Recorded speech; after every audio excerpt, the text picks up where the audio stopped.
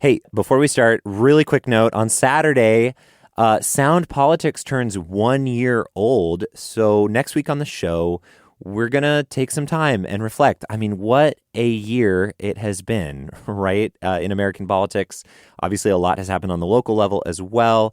We would love to invite you to the birthday party, metaphorically. But if you could, send in your, reflections on the last year in politics, questions you feel like we haven't gotten to. And don't worry, we still have your ranked choice voting questions. We're working on that episode. But yeah, we wanted to just take a moment and answer some questions we haven't had a chance to yet and just reflect with you. So send in your thoughts, feelings, feedback, questions, soundpolitics@kuow.org. And with that, it's time for Sound Politics.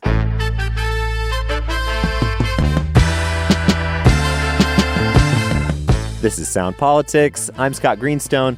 Libby's out this week. Today, we're talking about something Seattle does that doesn't happen in any other city or state, as far as I can tell, in America yet. Every local election cycle, vouchers arrive in voters' mailboxes with $100 for every voter that they can give to their favorite local candidates. It's this weird, special little Seattle thing.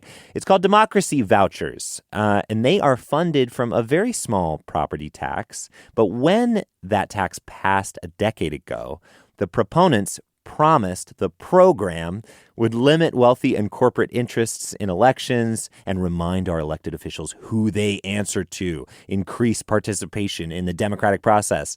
Some of that has happened. Some of it hasn't.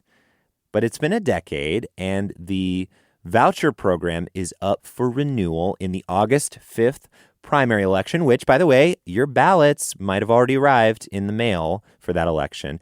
And we have got some local guests on today to talk about why Seattle should vote to keep democracy vouchers or end them. But if you don't live in Seattle, if this is not on your ballot, it still applies to you, I promise. And to illustrate that, let me point you to a paradox. 82% of Americans said they think the influence of money in politics is a threat to democracy in a poll done last year by the nonpartisan nonprofit American Promise. At the same time, an unprecedented amount of money poured into the federal election last year on both sides, so-called dark money with no real limits. Could our little local program be a way to push back, just starting, on the city level? Some people think so. I mentioned that we're the only ones doing this. Nobody else in the country does this yet. But Oakland voters did follow our lead and pass a program called Democracy Dollars. It just hasn't rolled out in Oakland yet.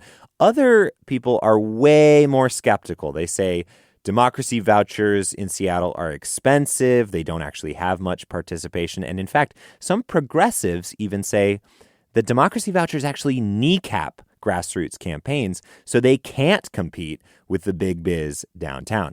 We're going to get into all that with Ari Hoffman, a host on KVI and West Coast editor for the conservative website The Post Millennial. See his writing in your voter pamphlet where he said, don't vote for democracy vouchers. Hi, Ari. Pleasure to be here. Thanks for having me. And Shannon Grimes, a senior researcher at the Sightline Institute, a progressive think tank that supports the democracy voucher program. Hi, Shannon. Hi, thanks for having me. So voters have this choice of whether to renew this program. I want to give you both a chance to make your opening argument. Shannon, why should voters keep this program? Yeah, so this program really is an innovative way that Seattle has shown to make sure that our elections reflect the voices of everyday people instead of wealthy interests. So before the program launched in 2013, Seattle's elections looked a lot different than they do now. It was 1.5% of Seattle residents who donated to local campaigns. 2/3 of campaign contributions came from just 0.3% of residents. That number has vastly increased now. So we're now up to some years it's been almost 10% of residents giving to local campaigns, and they look a lot more like the people of Seattle. And so we have changed who is giving to campaigns and therefore sort of who holds those strings and who is able to run. This program has allowed more diverse candidates to run. It's allowed more challengers to have viable campaigns against incumbents. It has encouraged more people to go knock on doors rather than sitting in a room dialing for dollars. So this is a proven tool that we have to improve democracy here in the city, and it's time to renew it. Ari, why should Seattleites vote no on Proposition 1 and end the Democracy Voucher Program? It would be nice if anything Shannon said was actually accurate in helping out. So, for example, the Democracy Voucher Program was passed under the tagline of keep big money out of politics. This hasn't done that at all. Instead, you've seen an influx of more PAC money, more cash, and has done nothing whatsoever to limit that. In addition to that, the money that has come in has not helped candidates actually get higher rankings. For example, in the mayoral race the last time around, you had a candidate who raised six figures in democracy vouchers and came in sixth, managed to get more democracy vouchers than actual votes. That was Andrew Grant Houston. Right, and spent them on non-campaign related items. So it didn't actually help him get anywhere in the polls. He didn't spend the money on TV ads or the things you traditionally do in order to win an election, and a lot of people were concerned where the money was actually going. If the goal is to keep big money out of politics, then it failed. Experiments with this kind of stuff is great, but this one hasn't worked out. All it's done is infuse taxpayer cash. Seattle is one of the most expensive cities to live in the entire U.S. We just found out this week that we are the number one metro area for inflation in the entire country. And now you're saying, well, we'll take that tax money and we'll give it to people so they can use it for political campaigns. And I have a real question about where a lot of this money is going, because Shannon is correct when she says that participation has gone up. It went up and then it came back down. And there's a whole bunch of money that has not been used on this program at all. So what happened to those millions of dollars that was supposed to go towards all this? In addition to that, you have this program where some people haven't registered to be candidates by the time these things go out, which means the incumbents have the advantage, and the incumbents are automatically saying, give me your democracy vouchers. They go out right away. This is all stuff that are problems with this program that I see no way, shape, or form have been addressed at all. Instead, all it's done is put taxpayer cash infused into this election on top of the PAC money. And speaking about the people who are using it, you look at the people who are actually using their democracy vouchers and you see a lot of white upper class people. So what they're doing is they're maxing out their donation to a candidate. And now look, they've got another $100 from the taxpayers to give to this program as well. Shannon, a lot there. What do you want to respond to, if anything? Sure. Yeah, there's definitely a lot there. So one of the things is you mentioned PAC money. PAC money has increased in Seattle elections. This is independent expenditures, other things. Now, we cannot limit that type of funding because of Citizens United, because of the U.S. Supreme Court says that we can't limit, this is a free speech thing. We can't limit that. So our hands are tied in terms of that particular type of money. What we can do is create a tool that allows more small donors to power elections here in Seattle. And that is what the Seattle Democracy Voucher Program has done. So in 2013, almost 60% of campaign dollars were gifts of at least $400. That has dropped to about 9% in 2023. So big donations have decreased, in fact. Small donations are way up. Most candidates are able to fund their campaigns using mostly democracy vouchers. So this is a powerful tool. Most candidates participate, and they have a lot of great things to say about the program. There's a couple of, so you mentioned an individual instance of kind of this candidate who was using the program in a way that it was not designed to be used. What happened in that is that the SEC, the Seattle Ethics and Elections Commission, which is the entity that runs and manages the program, they noticed this and they swiftly changed some of the rules to make sure that that could never happen again and that they would be able to keep the program running and keep it accountable. The Democracy Voucher Program actually is a great tool to keep candidates accountable in Seattle. It's not just democracy vouchers, but it is also other campaign limits. They have other ways of making sure that candidates are checking in on voters. Talking to people because you need to get money from these folks, or you can get money. For every voter, hypothetically, represents $100 in donations that won't even cost them anything. Yep. Thank you. I want to ask about what Ari brought up about the cost of the program. Because it does cost a lot when you compare it to how much money it's giving out. In fact, if you add in last year, which I know was a was an even year. So I think there was only one local race on the ballot. But still, over the last decade, the program has cost $8.4 million just to pay staff and raise community awareness for outreach and stuff like that. And it gave out just a little over $10 million to candidates. And I am not good at math, so I double checked this with the Ethics and Election Commission. They said it's okay. So that's only like $1.5 million more that they gave away to candidates than it cost to actually pay all the people and get the word out in the community. Why is this program, with all of the expenses related to administering it, worth the price? Sure. So any good thing is going to cost some money, right? And yes, there's administrative costs involved in the program, as there are in any kind of infrastructure that provides a public benefit. So doing something really well, which the Democracy Voucher Program does, and the SEC has done a remarkable job, takes investment. Now, a lot of I think it was about 15% of the sort of first 10 years cost of the program is from implementation, sort of startup implementation costs. As you mentioned at the beginning, this program is the first in the nation. Nobody else has done anything like it. And so that means that they had to figure it all out on their own. They're creating a whole system they're designing vouchers. They have to sort all of that out. So they had to do all of that. Yes, there is also additional funds. So there's additional funds for sending out vouchers. Mailing vouchers is expensive. Yeah. That costs money. You know what else we mail out? Ballots and voter pamphlets. If that is something that has become a core part of our democratic infrastructure here in Seattle, here in Washington, and something that I think most of us would probably not imagine getting rid of. Democracy vouchers are newer, but they are also becoming a similar kind of core part of making our elections more democratic and more people-powered. Ari, I want to ask you something. Shannon was talking about the benefits you can't put a dollar amount on, right? Candidates are, if they participate in this program, forced, right, to interact with constituents more, or at least heavily encouraged, because voters have all that money to give.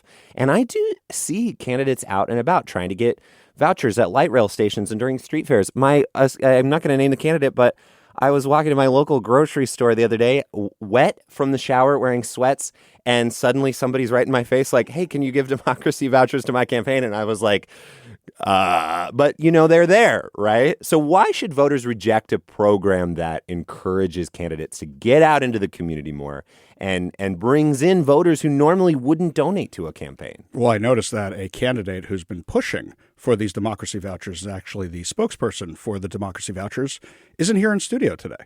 That's Teresa Mosqueda, who herself has received hundreds of thousands of dollars in democracy vouchers, and she has not been more accountable to any of the people she represents. I know this as a Seattle resident. Teresa Mosqueda isn't here today, and she's the spokesperson for that. And that doesn't really show me she's accountable to anybody because she couldn't show up for an interview. Right. I did. I would say I don't think we asked her. We asked one of the other sponsors who could not make it, just to be clear. But I am curious to talk about the influence of wealthy donors in politics. Democracy vouchers limit the amount of money candidates can raise. But there's this word that Shannon used, or a phrase, independent expenditure committees. Well, you didn't say committees. They can spend unlimited funds from wealthy donors, and they cannot be limited because of Citizens United, as you said, Shannon. They're like your rich friends or rich supporters are running their own campaign on your behalf. And they have spent a lot on elections in the last 10 years. Voters were promised, I was looking back at the 2015 voter pamphlet, they were promised that democracy vouchers would counter big money's influence in politics. Shannon, I wonder, do you think have democracy vouchers been successful in countering outside spending? Yeah, so the way I think about this is that PAC money is going to continue to flow, right? We can't limit it, as we talked about earlier. What the Democracy Voucher Program creates is another channel. And so this gives money to people who would never ordinarily be able to fund political campaigns. I think, Ari, you mentioned affordability concerns earlier, and I think that's real for so many people in Seattle who don't even have, $10 that they would consider giving. With the Democracy Voucher Program, they do. They get $100. And they can then have their voice heard in Seattle's elections and in this newfound way. So it creates another channel that separates out from that PAC money. PAC money is going to continue to flow. The other thing I'll say is PAC money is increased in Seattle. It's increased everywhere. So Seattle is not unique in that. and nor are other big cities that have public financing campaigns. In fact, we saw, I think 2019 was kind of the peak of PAC spending in Seattle, and it's recently gone down a little bit. So, we'll be curious to see how that changes. We would love to be able to limit that type of money as well, but that's just not possible right now. But then I would say, to address that, then you're admitting the program is a complete failure because it was marketed under keep big money out of elections. And what you're admitting right now is that it hasn't done that and that it can't do that and that there's no way of doing that. You're trying to level the playing field with a program that since it has been instituted, the PAC spending has only gone up. So if that's the case, then you need to try a new formula and a new method because this one isn't working. So the Democracy Voucher Program is one tool that we have. It was never going to solve all of the problems in our democracy, and it has been extremely effective at increasing small dollar donations and decreasing big dollar donations. So yes, there's the separate PAC funding, but in terms of donations to actual candidates and allowing candidates themselves to be more accountable to small dollar donors rather than the wealthy people with water views here in Seattle, that has been really effective. Okay, we are going to take a quick break, but stick with us because when we come back, we're going to talk about some lefties who don't like the program. And the names might surprise you. One in particular, Shama Sawant, when we come back.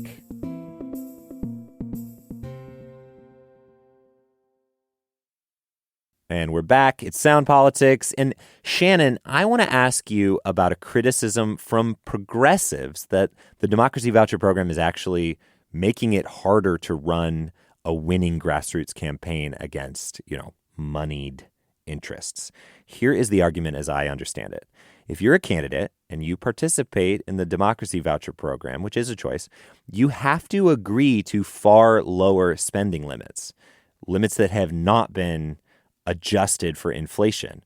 Although, as I understand it, you can appeal to have them lifted if your opponents get a lot of big outside money.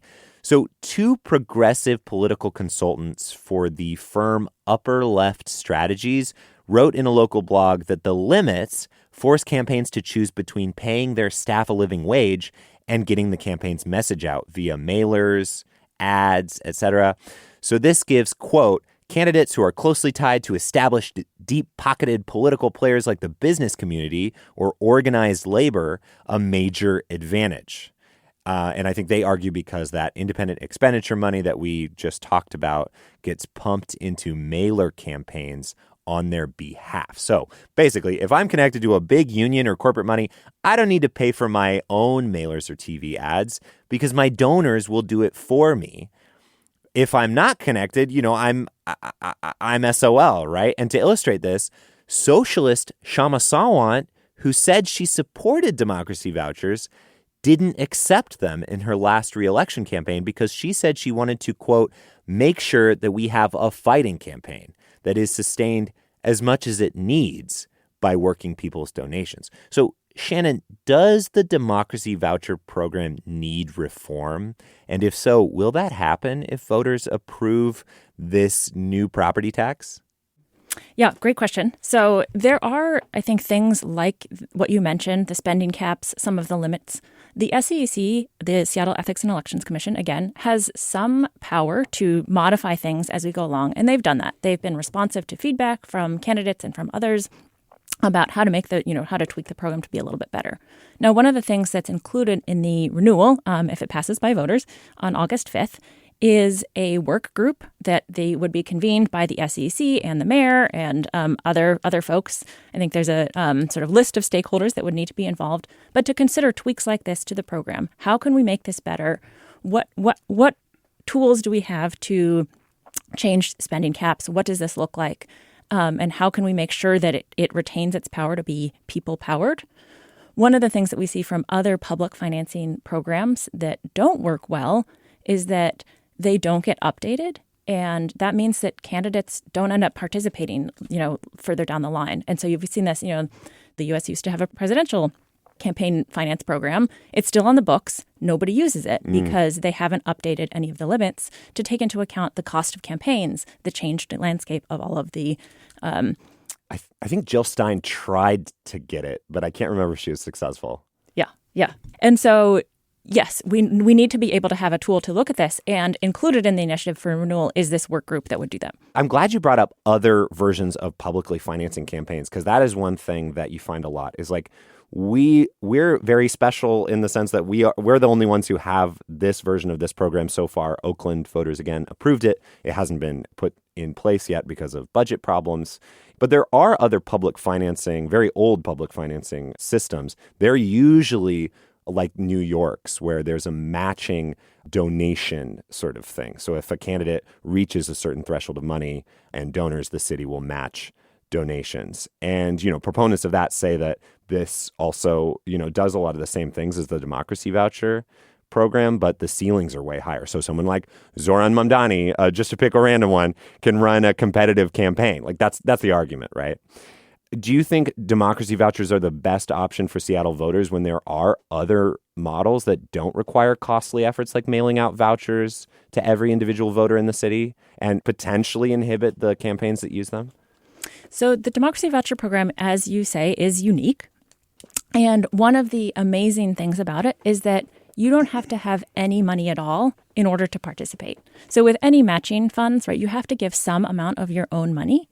A lot of people who have become first-time donors with the democracy voucher program really speak to that power of, oh, I don't have to spend my own money. I don't have any of my own money to spend on political campaigns. But then to be able to, hand somebody a voucher when they knock on your door and they talk to you about the issues and to say, wow, I have a voice in this because of this program and because I have this, voucher money, that is really powerful. And so the Seattle Democracy Voucher Program is more powerful in some of those ways at reaching underrepresented groups, and that has shown in the data. So, I talked about the numbers of donors, but we also see that the donor pool has become a lot more representative of Seattle demographics than it was before the program started.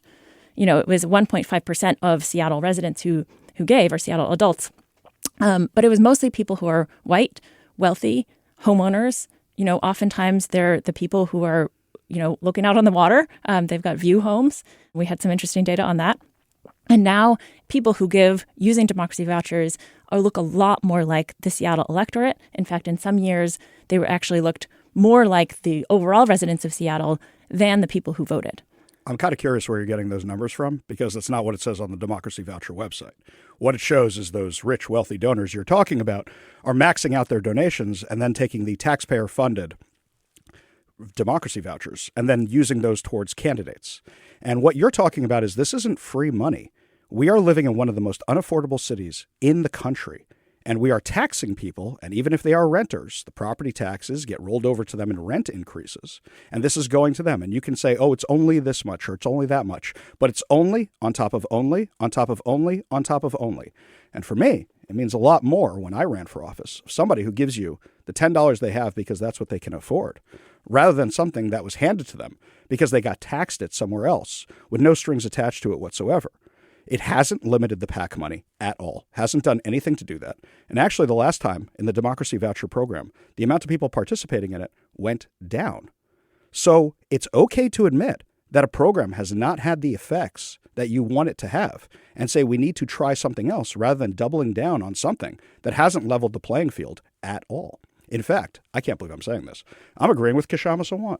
I'm agreeing with Kshama Sawant as a right-wing radio host for different reasons. But I am agreeing with her. When I ran for office, I didn't use the Democracy Voucher Program because I thought it was wrong to have people's tax dollars infused into election.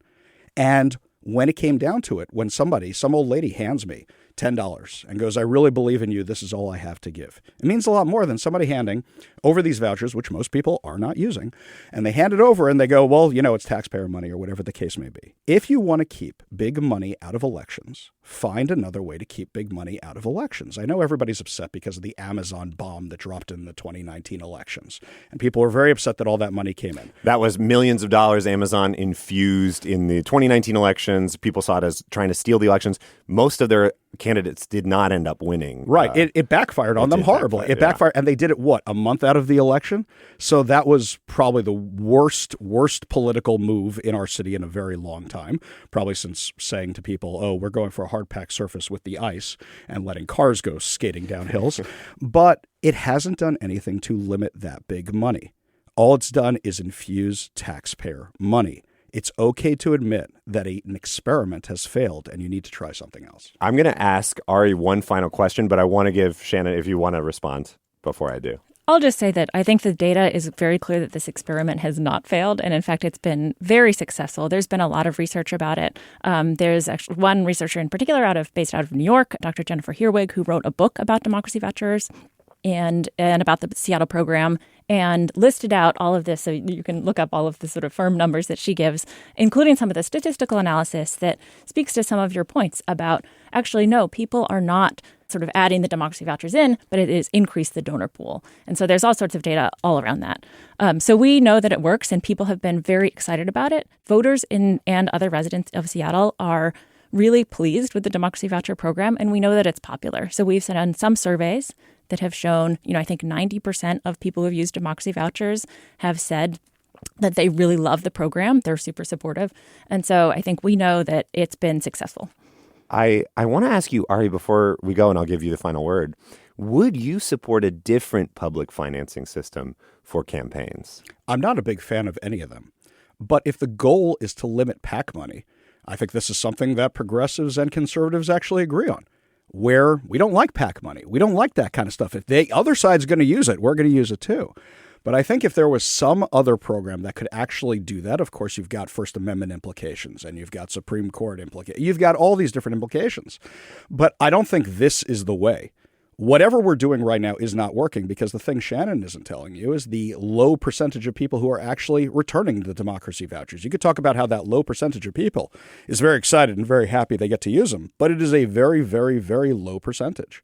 So what I'm saying is if you show me something that actually limits PAC money or actually can compete with PAC money, then I'm more than happy to look at it. I'm more than happy to discuss it.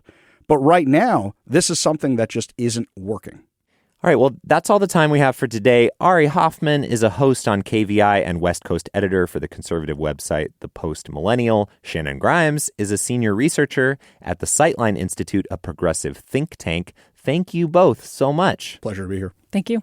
Okay, and after we talked to Ari and Shannon, I wanted to address that final point that Ari made about people not returning to the voucher program. So I went back to the study that we were talking about that came up a few times on the episode. And he is technically correct. In 2021, over 3/4 of the Seattle voters who had participated in the program did so only once, the study says. And the study kind of says that's a good thing. Here's the quote. This suggested that the program was introducing a new set of donors each election cycle, thereby refreshing the donor pool rather than entrenching a core set of repeat participants. So he is correct. He spins it as a bad thing, and the study spins it as a good thing. And you can make up your own mind before August 5th. That's the primary. Don't forget. And that is all for our show today. Sound Politics is edited by Cat Smith. Our producer is Hans Anderson. I'm Scott Greenstone. Libby Dankman will be back next week. We'll be celebrating our 1 year. Again, send us a burning question or party thought. Sound Politics at KUOW.org. And if you love Sound Politics, and you do, right? Don't you? I think you do. Well, consider a donation. There's a link in the show notes or at KUOW.org/politics. And we'll see you next week.